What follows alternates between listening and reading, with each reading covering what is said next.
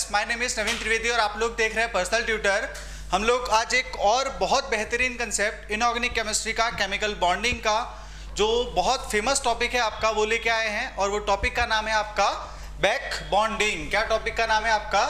Back bonding, जिसके बारे में हम लोग बहुत पहले जो बहुत सारी चीज़ें हैं, हम लोग केमिकल बॉन्डिंग में अलग अलग सारी चीज़ें ऑलरेडी पढ़ चुके हैं। लाइक VACPR पढ़ा है हम लोगों ने, MOT पढ़ा है, बाकी सारी चीज़ें पढ़ी है, हाइब्रिडाइजेशन पढ़ा है, VBT पढ़ा है, ओवरलैपिंग पढ़ा है। दुनिया भर के कंसेप्ट हम लोगों ने देखे हैं और दुनिया भर के कंसेप्ट के साथ साथ में अलग अलग सारी चीज़ें भी हम लोगों ने देखी है। तो बैक बॉन्डिंग भी क्या होगा, कुछ चीज़ें अपने को उसके हिसाब से वो समझाएगा, है ना, कि बहुत सारी चीज़ें ऐसी है। जैसे मैं कुछ एग्जाम्पल से आपको शुरू कर रहा हूँ कि बैक बॉन्डिंग क्या होती है, क्या नहीं होती है। तो उसको सबसे पहले हम लोग एग्जाम्पल के पॉइंट ऑफ व्यू से समझना चाहते हैं ना।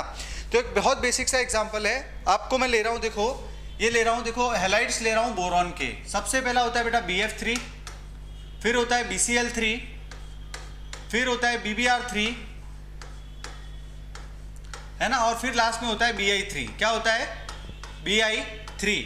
अब हम लोग को इस पे तीनों में सब में बात करेंगे कि टॉप टू बॉटम आपका, अगर एसिडिक करेक्टर के बारे में हम लोग बात करना चाहते हैं, एसिडिक करेक्टर के बारे में अगर हम लोग बात कर रहे हैं टॉप टू बॉटम के बारे में, तो टॉप टू बॉटम आपके अकॉर्डिंग और हमारे अकॉर्डिंग, अगर हम लोगों ने जो कंसेप्ट आप लोगों को पढ़ा रखे हैं कि इलेक्ट्रॉन नेगेटिविटी वाला जो कंसेप्ट मैंने आपको बता रखा था, उसके अकॉर्डिंग क्या होना चाहिए कि टॉप टू बॉटम जो एसिडिक करेक्टर है वो कंटिन्यूसली क्या होने चाहिए? इंक्रीज होने चाहिए, हाँ या ना। तो हम लोगों ने ऐसा सोचा था कि acidic character top to bottom जब मैं आ रहा हूँ तो कंटिन्यूसली क्या होंगे? इंक्रीज होंगे। लेकिन हम लोग क्या देखते हैं कि एसिडिक करेक्टर कंटिन्यूसली इंक्रीज ना होके एसिडिक करेक्टर जो होते हैं यहाँ पे बोरॉन के हैलाइड्स में, वो कंटिन्यूसली क्या हो रहे होते हैं? डिक्रीज हो रहे होते हैं। क्या हो रहे होते हैं? डिक्रीज हो रहे होते हैं। अब मैं आपको थोड़ा बहुत समझाता हूँ एसिडिक करेक्टर ये वो वगैरह वगैरह।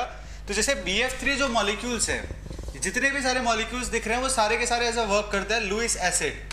किसकी तरह वर्क करते हैं? Lewis acid. मैंने आपको ऑलरेडी लुईस ऑक्टेट रूल में ये समझा रखा है कि BF3 मॉलिक्यूल या फिर जितने भी सारे मॉलिक्यूल जो दिख रहे हैं आपको, ये सारे के सारे मॉलिक्यूल क्या होते हैं? इलेक्ट्रॉन डेफिशिएंट होते हैं। क्या होते हैं? इलेक्ट्रॉन डेफिशिएंट होते हैं। और ये क्या रहेंगे? हमेशा अवेलेबल रहेंगे लोन पेयर को एक्सेप्ट करने के लिए। क्या करेगा? लोन पेयर एक्सेप्ट करेगा। और हम लोगों ने आपको ये बता रखा है कि अकॉर्डिंग टू लुईस कंसेप्ट में आपको मैंने बता रखा है, क्या बता रखा है कि जो Lewis concept for acid and base, मैंने आपको लुईस ऑक्टेट रूल में बताया था। ये हम लोग एसिड, बेस एंड सॉल्ट में भी इसमें बारे में बात करेंगे बहुत डिटेल से, इक्विलिब्रियम में। लेकिन लुईस कंसेप्ट के अकॉर्डिंग बेस कौन होता है और एसिड कौन होता है? तो बेस वो होते हैं जो इलेक्ट्रॉन पेयर को क्या करे? डोनेट करे, उसको हम लोग बोलते हैं बेस। और जो इलेक्ट्रॉन पेयर गेन करता है उसको हम लोग बोल देते हैं एसिड। क्या बोल देते हैं? एसिड। अब एसिड इलेक्ट्रॉन पेयर जो गेन करेगा, इलेक्ट्रॉन पेयर क्या करेगा? गेन करेगा, उसको हम लोग बोल देते हैं एसिड। और बेस इसको हम लोग बोलते हैं जो इलेक्ट्रॉन पेयर क्या करेगा? डोनेट करेगा। इलेक्ट्रॉन पेयर डोनेट करेगा, उसको हम लोग बोल देते हैं बेस। अब देखो यहाँ पे, अब जैसे BF3 मॉलिक्यूल है तो उसके आउटरमोस्ट शेल में 6 ही इलेक्ट्रॉन होते हैं, है ना। तो उससे क्या करेगा कि वो अपना ऑक्टेट कंप्लीट करना चाहेगा। तो वो क्या करेगा? किसी दूसरे से क्या करेगा? इलेक्ट्रॉन पेयर क्या कर लेगा? गेन कर लेगा। अब इलेक्ट्रॉन पेयर गेन करेगा तो क्या हो जाएगा? एसिड हो जाएगा। लेकिन अब जैसे हम लोग आगे बात करते हैं कि टॉप टू बॉटम, जैसे हम लोग बात कर रहे हैं, जैसे BF3, अभी जो मैंने आपसे कहा BF3, BCl3, BBr3, Bi3, अगर मैं इसको समझूं तो यहाँ अगर टॉप टू बॉटम में आ रहा हूँ तो एसिडिक करेक्टर क्या होना चाहिए? एसिडिक करेक्टर कंटिन्यूसली कम होना चाहिए। लेकिन जब हम लोगों ने, साइंटिस्ट ने इसका ऑर्डर देखा तो सबसे ज़्यादा जो एसिडिटी होती है, वो सबसे ज़्यादा एसिडिटी का जो ऑर्डर, करेक्ट ऑर्डर जो होता है एसिडिटी का, किसके? बोरॉन के हैलाइड का, तो सबसे ज़्यादा होता है Bi3। उसके बाद में होता है BBr3। क्या होता है? BBr3। फिर होता है BCl3 और फिर होता है आपका BF3। क्या होता है? BF3। अब इसी को हम लोग समझेंगे कि ऐसा ऑर्डर आया तो आया क्यों, आया ना। चलिए बहुत ध्यान से देखेंगे वो यहाँ से चीज़ें कि ये ऑर्डर आपका आया क्यों और कौन सी ऐसी वजह है जिसकी वजह से आपका ये ऑर्डर आता है ना। चलिए, तो सबसे पहले अगर मैं BF3 मॉलिक्यूल्स की बात कर रहा हूं तो देखो BF3 मॉलिक्यूल जो है ये आपका कुछ इस तरह से दिखेगा। BF3 मॉलिक्यूल में हाइब्रिडाइजेशन होता है आपका sp2 हाइब्रिडाइजेशन। कौन सा हाइब्रिडाइजेशन? sp2 hybridisation. और sp2 हाइब्रिडाइजेशन होने की वजह से इसके पास में एक वेकेंट p ऑर्बिटल होता है। क्या होता है? एक वेकेंट p ऑर्बिटल होता है और इसकी जो स्ट्रक्चर होती है BF3 मॉलिक्यूल की, BF3 मॉलिक्यूल की स्ट्रक्चर हो जाती है ट्राइगोनल प्लेनर। कैसी स्ट्रक्चर हो जाती है? Trigonal planar. आई बात समझ में? चलिए, तो स्ट्रक्चर हो जाएगी आपकी ट्राइगोनल प्लेनर। और यहाँ जो बोरॉन है, यहाँ जो बोरॉन है वो आपका कैसा है? यहाँ जो बोरॉन है वो आपका sp2 हाइब्रिडाइज्ड है। कैसा है? sp2 हाइब्रिडाइज्ड है। कैसा है? sp2 हाइब्रिडाइज्ड है। अब यहाँ जो बोरॉन मॉलिक्यूल है sp2 हाइब्रिडाइज्ड है, मतलब देखो मैं यहाँ बना सकता हूँ, क्या बना सकता हूँ कि यहाँ पे एक वेकेंट p ऑर्बिटल है। क्या रखा हुआ है? देखो यहाँ पे एक वेकेंट p ऑर्बिटल रखा हुआ है मैंने, एक वेकेंट p ऑर्बिटल है यहाँ पे। और फ्लोरीन के पास में भी, फ्लोरीन के पास में देखो एक एक्स्ट्रा लोन पेयर रखा हुआ है, रखा हुआ है ना, एक फ्लोरीन के पास में एक्स्ट्रा लोन पेयर है। तो वो क्या करेगा? देखो यहाँ पे ध्यान से सुनना, कोवेलेंटली BF3 मॉलिक्यूल के जितने भी सारे बॉन्ड है आपके कोवेलेंटली बॉन्डेड है, उसके बाद भी कि पहले से बॉन्डिंग हो रखी थी, उसके बाद में ये फ्लोरीन क्या करेगा? अपने लोन पेयर यहाँ दे देगा। क्या दे देगा? अपने लोन पेयर यहाँ दे देगा और एक टाइप का बॉन्ड बना लेगा। और इसी को हम लोग क्या नाम ले लेते हैं? इसी को हम लोग बोलते हैं बैक बॉन्डिंग। अब देखो नाम से ही वैसे क्लियर है, मैंने आपको पहले भी बोला, क्या बोला कि देखो बैक बॉन्डिंग। बैक बॉन्डिंग मतलब फिर से बॉन्डिंग, पहले बॉन्डिंग हो रखी थी और उसके बाद में जब फिर से बॉन्डिंग हो रही है तो उसको हम लोग क्या बोल देते हैं? बैक बॉन्डिंग बोल देते हैं। अब देखो यहाँ पे अगर ध्यान से देखेंगे हम लोग तो देखो क्या मिलेगा आप लोगों को, यहाँ पे फ्लोरीन का जो मॉलिक्यूल है जो बैक बॉन्डिंग में पार्टिसिपेट कर रहा है वो होता है 2 पाई। कौन सा होता है? 2 पाई। और यहाँ पे भी कौन सा होगा? 2 पाई। अब देखो दो चीजें हैं यहाँ पे, पहला है डोनर, दूसरा है एक्सेप्टर। कौन? तो यहाँ पे फ्लोरीन का जो 2p ऑर्बिटल यहाँ पे, सॉरी 2 पाई लिख दिया है मैंने इसे, ये भी आपका 2p ऑर्बिटल है और ये भी आपका 2p ऑर्बिटल है। तो यहाँ पे ये फ्लोरीन का जो 2p ऑर्बिटल है वो एज अ वर्क करेगा डोनर की तरह। किसकी तरह वर्क करेगा? ये जो फ्लोरीन है वो किसकी तरह वर्क करेगा? डोनर की तरह वर्क करेगा कि अपने लोन पेयर के इलेक्ट्रॉन क्या करेगा? डोनेट कर देगा। और ये किसकी तरह वर्क करेगा? एक्सेप्टर की तरह वर्क करेगा। किसकी तरह? एक्सेप्टर, लोन पेयर या इलेक्ट्रॉन पेयर एक्सेप्टर की तरह वर्क करेगा। हाँ या ना? अब यहाँ पे देखो, यहाँ पे क्या होगा? उसके होने की वजह से कि ये इलेक्ट्रॉन इसने यहाँ डोनेट किया तो यहाँ पे बोरॉन पे जो इलेक्ट्रॉन डेफिशिएंसी आ रही थी वो क्या हो जाएगी? बहुत कम हो जाएगी। क्या हो जाएगी? बहुत कम हो जाएगी। किसकी वजह से? बैक बॉन्डिंग की वजह से। और अगर इसी बैक बॉन्डिंग का अगर मुझे आपको नाम देना हो तो यहाँ बैक बॉन्डिंग का नाम दिया जाता है p पाई बैक बॉन्डिंग। कौन सा? 2p पाई बैक बॉन्डिंग। इसका नाम दूंगा मैं यहाँ पे 2p पाई बैक बॉन्डिंग। क्या नाम दूंगा? 2p पाई बैक बॉन्डिंग। क्योंकि देखो फ्लोरीन का भी 2p ऑर्बिटल, बोरॉन का भी 2p ऑर्बिटल। अब वापस से देखो, मैंने आपको सबसे पहले जो एग्जांपल समझाया था वो समझाते हैं। एक्सपेरिमेंटली तो हम लोगों ने देख लिया, लेकिन अगर वो कोई चीज़ एक्सेप्शन है, देखो केमिस्ट्री में बहुत सारी चीज़ें ऐसी बता दी जाती है कि एक्सेप्शन है, एक्सेप्शन है, एक्सेप्शन है, लेकिन एक्सेप्शन के का भी कुछ पर्टिकुलर रीज़न होगा कि अगर ऐसा हो रहा है तो ऐसा हो क्यों रहा है। अगर वो जानकारी है हमारे पास में तो वो चीज़ें लर्न करने में बहुत आसानी हो जाती है। तो देखो जैसे मैंने आपको बोला था कि ऑर्डर आपका ये फॉलो होता है कि BF3 सबसे कम, उसके बाद में BCl3, फिर BBr3 और सबसे ज़्यादा जो होता है वो होता है Bi3। अब देखो अगर यहाँ देखूँ तो देखो क्या होगा कि लुईस एसिड कैरेक्टर के बारे में जब बात कर रहा हूँ तो जो जितने ज़्यादा इलेक्ट्रॉन पेयर लेगा उसको हम लोग क्या बोल देते हैं? ज़्यादा एसिडिक। लुईस एसिडिक वो ज़्यादा कैरेक्टर शो करेगा और जो जितने कम लेगा वो उतना कम एसिडिक कैरेक्टर शो करेगा। तो यहाँ देखो हम लोग BF3 के बारे में देख रहे हैं।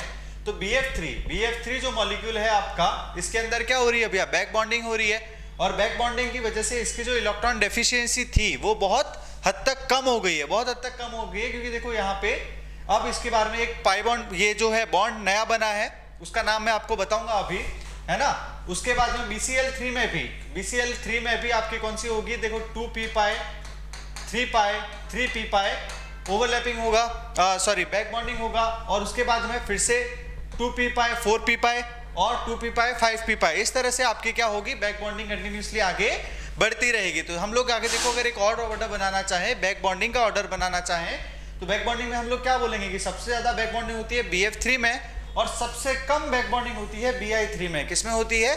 Bi3 में सबसे कम बैक बॉन्डिंग क्यों होगी? उसका रीजन हम लोग देखें तो देखो क्या होगा कि कंटिन्यूसली ब्रोमीन जो आयोडीन एटम है उसका साइज आपका कंटिन्यूसली क्या होगा? इंक्रीज होगा, और साइज इंक्रीज होने की वजह से जो इलेक्ट्रॉन क्लाउड जो होता है वो डिस्पर्स हो जाता है। क्या हो जाता है? इलेक्ट्रॉन क्लाउड डिस्पर्स हो जाता है। उस वजह से इतनी अच्छी बैक बॉन्डिंग नहीं होती जितनी BF3 में होती है, तो इलेक्ट्रॉन डेफिशिएंसी रहती है। तो इस वजह से Bi3 जो है वो सबसे ज़्यादा एसिडिक कैरेक्टर शो करेगा इस कंपैरेटिवली BF3 के। अब मैं आपको आगे बैक बॉन्डिंग समझाता हूँ कि बैक बॉन्डिंग क्या होती है। तो बैक बॉन्डिंग होने के लिए हमारे पास में दो चीज़ें बहुत ज़रूरी होती है कि सबसे फर्स्ट में यहाँ पे लिख रहा हूँ मैं that condition for back bonding.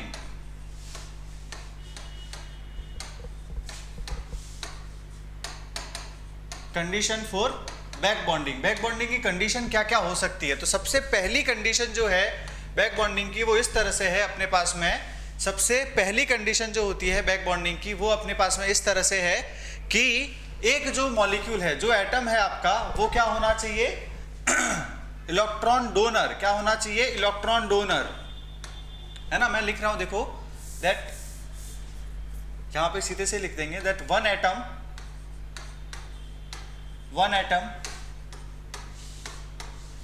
should be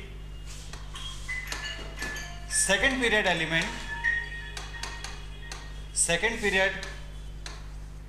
element and it has also extra electron pair,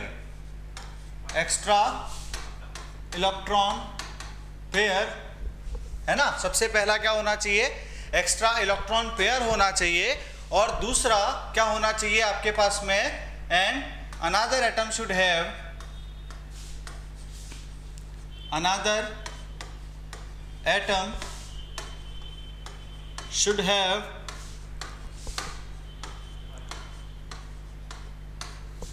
vacant orbital. दूसरे के पास में क्या होना चाहिए? आपके पास में वैकेंट ऑर्बिटल होना चाहिए। क्या होना चाहिए? वैकेंट ऑर्बिटल होना चाहिए। अगर उसके पास में वैकेंट ऑर्बिटल है ना, पहले के पास में क्या होना चाहिए कि सेकंड पीरियड का एलिमेंट हो, पहली कंडीशन। उसके बाद में दूसरी कंडीशन, सेकंड पीरियड का एलिमेंट हम लोगों ने लिखा है क्योंकि सबसे ज़्यादा वही शो करेगा। उसके बाद में एक्स्ट्रा इलेक्ट्रॉन पेयर होना चाहिए, वो किसी के पास भी हो सकता है ना। और क्या होना चाहिए? वैकेंट ऑर्बिटल होना चाहिए। अगर ये दोनों कंडीशन फुलफिल करेगा एक ही टाइम पे, तब क्या होगी? बैक बॉन्डिंग होगी। तब क्या होगी? बैक बॉन्डिंग होगी। और इस बैक बॉन्डिंग के बेसिस पे हम लोग क्या क्या चीज़ें समझा सकते हैं उसके बारे में बात करेंगे। तो बैक बॉन्डिंग के बेसिस पे हम लोग देखो क्या बता सकते हैं? बॉन्ड एंगल बता सकते हैं, जो चेंज हो रहा है बॉन्ड एंगल में। बॉन्ड एंगल के बारे में जो चेंजेस हैं उसके बारे में बात करेंगे। बॉन्ड लेंथ के बारे में बात करेंगे, है ना। उसके एसिडिक कैरेक्टर, जो अभी मैंने आपको बताया कि एसिडिक कैरेक्टर के बारे में बात करेंगे। बेसिक कैरेक्टर के बारे में बात करेंगे कि बेसिक कैरेक्टर कैसे चेंज हो जाते हैं बैक बॉन्डिंग होने की वजह से। बेसिक कैरेक्टर के बारे में बात करेंगे। ऐसी बहुत सारी बातें हैं जो हम लोग आगे के एग्जांपल्स में करने वाले हैं, हाँ या ना। चलिए, तो अब मैं अगर आगे देखूं आपको, तो आगे हम लोग बात करेंगे टाइप्स ऑफ बैक बॉन्डिंग के बारे में। किसके बारे में? Types of back bonding. तो देखो दो टाइप की बैक बॉन्डिंग होती है। पहली जो बैक बॉन्डिंग होती है, यहां मैं लिख रहा हूं types of back bonding. Types of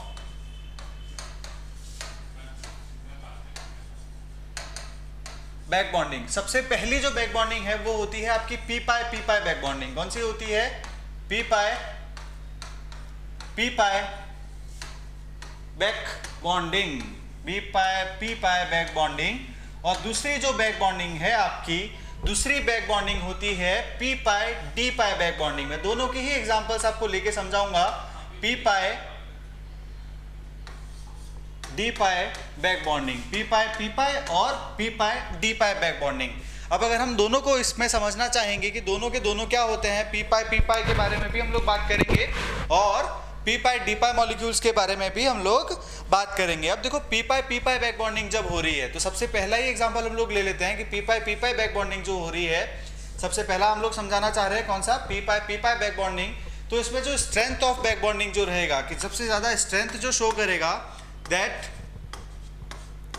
strength of back bonding, strength of back bonding, जो सबसे ज्यादा जो स्ट्रेंथ रहेगी बैक बॉन्डिंग की, वो किस में रहेगी, तो अगर वो हम लोग बात करना चाह रहे हैं तो सबसे ज़्यादा जो रहती है वो रहती है 2p2p बैक बॉन्डिंग में। किस में? 2p2p में। उससे कम रहेगी 2p3p में, है ना, और उससे भी कम रहेगी आपकी 3p4p में। किस में?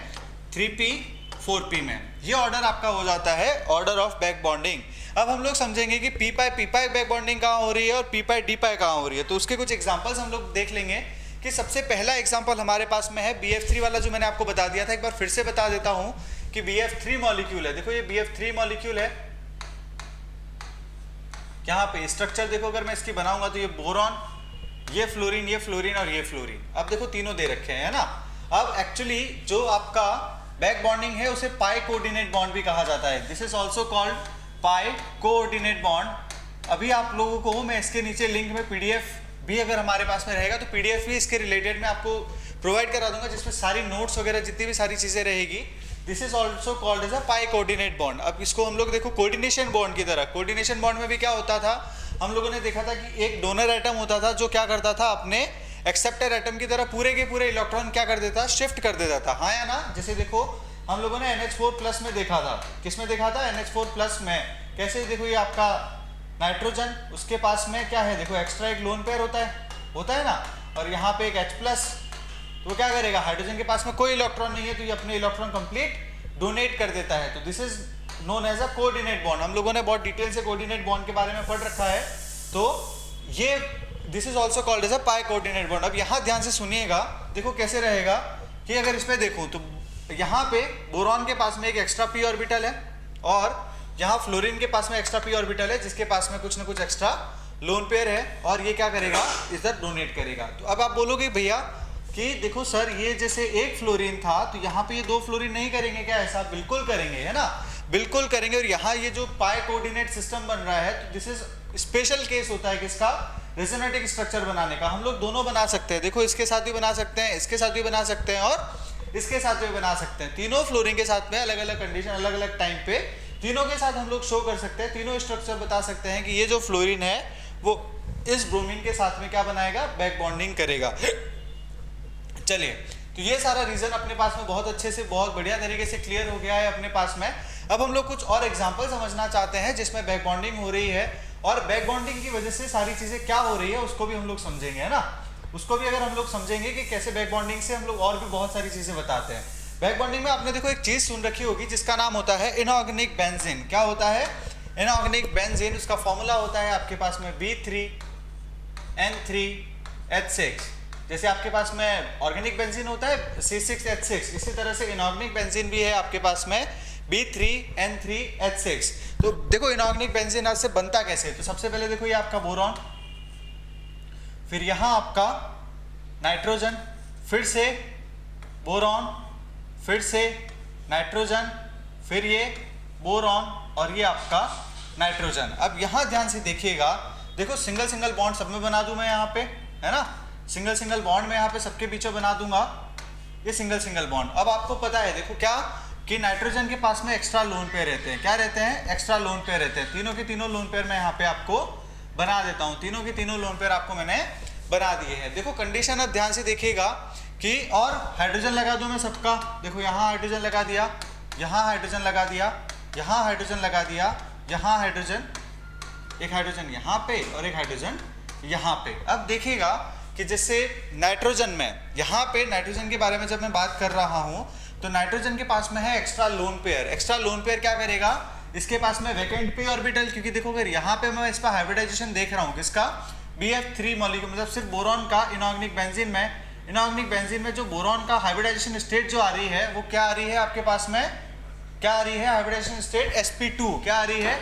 sp2, extra vacant p orbital है उसके पास में। तो क्या करेगा? नाइट्रोजन अपने इलेक्ट्रॉन इधर डोनेट कर देगा और बैक बॉन्डिंग बना देगा, है ना। इस तरह से ये नाइट्रोजन भी बिल्कुल ऐसा ही काम करेगा, यहाँ पे बैक बॉन्डिंग बना देगा। ये नाइट्रोजन भी ऐसा ही काम करेगा और यहाँ बैक बॉन्डिंग बना देगा। आई बात समझ में? तो देखो जिस तरह से पाई बॉन्ड आपको, अगर मैं इनऑर्गेनिक ऑर्गेनिक बेंजीन बना के बताऊं, ऑर्गेनिक बेंजीन देखो आपका कुछ इस तरह से दिखेगा, C6H6 वाला, है ना। ऑर्गेनिक बेंजीन जब बना के देख रहा हूं तो देखो एक बॉन्ड यहाँ पे, एक बॉन्ड यहाँ पे और एक बॉन्ड यहाँ पे, है ना। पाई बॉन्ड तीनों अल्टरनेट पोजीशन पे रहते हैं, बिल्कुल एज इट इज। इसमें भी आपको क्या दिख रहा है? देखो बैक बॉन्डिंग की वजह से ये कुछ इस तरह का स्ट्रक्चर अपने पास में नजर आएगा। बहुत सारे क्वेश्चंस के बारे में बात कर लेते हैं कि जब इनऑर्गेनिक बेंजीन को हम लोग डिस्कस कर रहे हैं तो इनऑर्गेनिक बेंजीन में बहुत फेमस क्वेश्चन आता है कि इनऑर्गेनिक बेंजीन में नाइट्रोजन और बोरॉन का जो हाइब्रिडाइजेशन स्टेट है वो क्या होता है। तो देखो नाइट्रोजन के पहले अगर नाइट्रोजन में अगर NH3 मॉलिक्यूल लेता मैं, तो देखो यहाँ पे अगर ऐसा देखा जाए तो देखो अगर जब बैक बॉन्डिंग नहीं बना रहा था उसकी कंडीशन की बात कर रहा हूँ, तो 1, 2 और 3 तो थे बॉन्ड पेयर और एक हो जाता है आपका lone pair.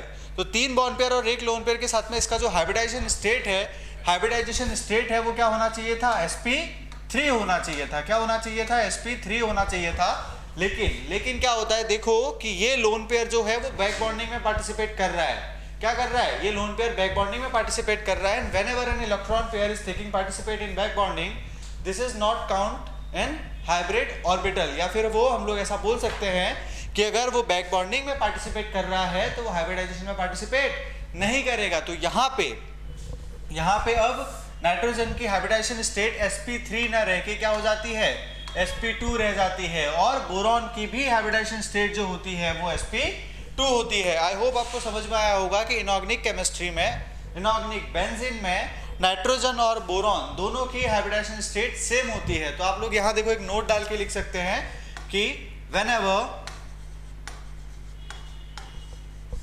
an electron pair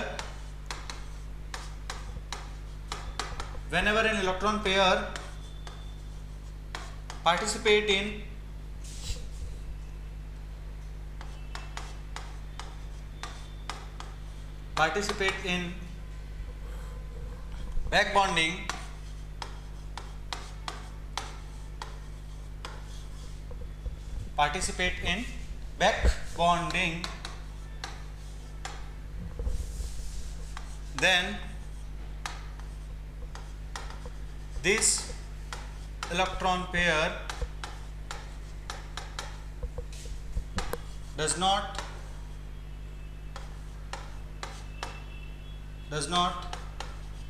take part in hybridization। क्या करेगा, हाइब्रिडाइजेशन में पार्टिसिपेट फिर से नहीं करेगा, हाइब्रिडाइजेशन में पार्टिसिपेट नहीं करेगा। क्या बोला, देखो हाइब्रिडाइजेशन में पार्टिसिपेट नहीं करेगा। एक बार अगर वो बैक बॉन्डिंग में पार्टिसिपेट कर रहा है तो वो हाइब्रिडाइजेशन में फिर से पार्टिसिपेट नहीं करेगा। और ये इनऑर्गेनिक बेंजीन का देखो, हम लोगों ने अभी तक एसिडिक स्ट्रेंथ के बारे में समझा, बैक बॉन्डिंग के बारे में, उसके बारे में समझा कि इनऑर्गेनिक बेंजीन में हाइब्रिडाइजेशन को भी कैसे चेंज कर देता है। अगर हाइब्रिडाइजेशन को अगर चेंज कर देगा तो हम लोग ऐसा भी बोल सकते हैं ना कि अगर हाइब्रिडाइजेशन को चेंज करेगा तो क्या चेंज करेगा, उसके स्ट्रक्चर के बारे में चेंज बता देगा, उसके हाइब्रिडाइजेशन स्टेट, उसके स्ट्रक्चर के बारे में भी सारी चेंजेस के बारे में बात करेगा। हाँ ना। अब देखो हम लोग दूसरी कुछ चीज़ें देखना चाहते हैं, यहाँ पे दूसरी कुछ चीज़ें समझेंगे जिसमें हम लोग बात करेंगे पी पाई डी पाई बैक बॉन्डिंग के बारे में। किसके बारे में, पी पाई डी पाई बैक बॉन्डिंग के बारे में। और नेक्स्ट एग्जाम्पल हम लोग देखते हैं किसका, पी पाई डी पाई बैक बॉन्डिंग के बारे में। तो पहला एग्जाम्पल हम लोगों ने देखा क्या, पी